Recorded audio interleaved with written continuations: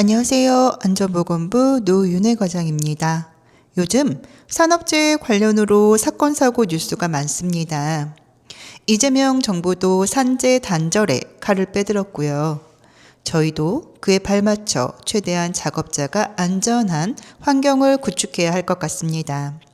해서 오늘은 뉴스로 보는 안전사고라는 제목으로 교육을 진행하고자 합니다. 정부는 앞으로 산안법 위반 시 기업 처벌을 강화하겠다고 밝혔습니다. 첫 번째로는 산안법 위반 사항에 대해 건별로 과태료를 부과하기로 했습니다. 예를 들어 한 현장에서 산업안전보건 기준에 관한 규칙에 따라 마련된 예방조치 사항 중 10개 사항이 적발되었다고 하면 그 10개 사항에 대해 건건당 과태료를 부과하기로 한 사항입니다. 안전모 미착용, 안전벨트 미착용 등 위반 사항이 발생되는 것마다 과태료가 부과되니 기업의 부담이 커질 가능성이 높습니다. 두 번째로는 한 현장에서 동일한 산안법 위반 시 과태료를 추가적으로 더 부과하겠다는 방침을 밝혔습니다. 만약 한 기업에서 여러 사업장을 운영하고 있고 한 사업장에서 안전모 미착용으로 적발된 후 다른 사업장에서도 동일한 안전모 미착용으로 적발될 경우 과태료가 점점 과중하게 올라가는 구조입니다. 이처럼 기업 부담이 가중되는 만큼 더욱 안전에 신경을 써야 할 것 같습니다. 첫 번째 사례부터 보겠습니다. 올해 4월 서울 광명 고속도로 공사 현장에서 폭우 후에 양수기 점검 작업을 하던 중 감전사고가 발생했는데요. 이 사고 현장을 조사하던 중 확인한 유해 위험 방지 계획서에서는 사고가 발생된 상황처럼 폭우 직후 상황을 가정하여 어떤 위험 요소가 있는지, 그 위험 요소를 어떻게 사전에 예방해야 하는지를 충분히 계획해 놓았음에도 계획대로 진행되고 있는지에 대한 점검이 미흡했던 것으로 확인되었습니다. 사전에 계획서 작성은 매우 중요합니다. 다만 계획서라는 문서 안에 머물지 말고 계획한 사항에 대해 적합하게 이루어지고 있는지 점검하는 것 역시 사고를 예방할 수 있는 중요한 단서임을 명심해야 할 것입니다. 두 번째 사례입니다. 경기도 평택시 화양도시개발구역에서 추락사고가 발생되었는데요. 타워 크레인을 이용한 갱폼 해체 작업 중 크레인을 통해 갱폼을 지상으로 내린 후 근로자들이 크레인과 연결되어 있던 철제 고리를 해체하던 중 타워 크레인의 훅이 갑자기 올라가면서 작업을 하던 두 작업자가 추락하며 사고가 발생이 되었고 한 명이 사망, 한 명은 부상을 당하게 되었습니다. 타워 크레인을 통한 인양 작업 같은 경우 필히 신호수를 통한 양방향 신호를 정확히 확인하며 작업이 진행되어야 하고 고소 작업은 안전대의 벨트를 필수적으로 체결하여 추락에 대비하여야 합니다. 건설 현장은 특히 추락 사고가 많이 발생되는데요. 1, 2년 동안 꾸준히 사고 사례를 전파하면서 많은 추락 사고들을 전달을 드렸습니다. 항상 본인의 안전을 위한 기본 조치는 잊지 않도록 합시다. 세 번째 사례입니다. 한참 뉴스를 떠들게 했던 밀폐공간 질식사고 사례인데요.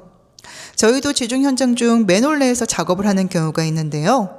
현장 점검 시 유해가스 농도 및 산소 농도 측정, 내부 환기에 대해서 강조했는데 이번 사례 역시 해당 부분에 대해 미흡하다 보니 사고가 발생이 되었습니다. 순천 일반 산업단지 레미콘 공장 화학약품 저장 탱크를 청소하러 들어간 작업자가 내부에서 질식해 사망한 사례인데요. 여러분들도 아시다시피 이런 밀폐 공간은 작업 전 필히 적정 공기 상태 여부를 확인해야 합니다.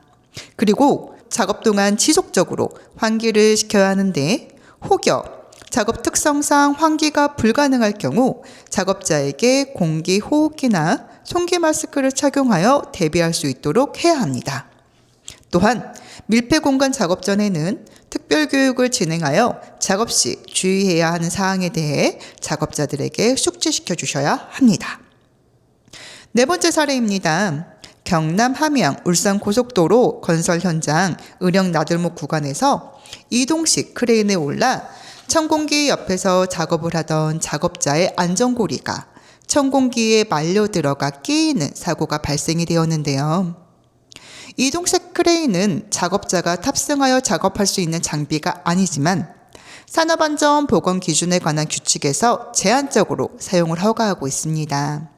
다만 고소작업대를 놓을 수 없는 공간에 한해 사용을 허가하고 있으나 해당 현장의 경우 평지로 충분한 공간이 있음에도 불구하고 무리하게 이동식 크레인을 사용하였고 천공기 옆에서 작업을 하고 있음에도 불구하고 끼일 수 있는 위험성을 사전에 인지 안전장치를 체결하였어야 하나 체결되지 않으므로 사고가 발생되었습니다.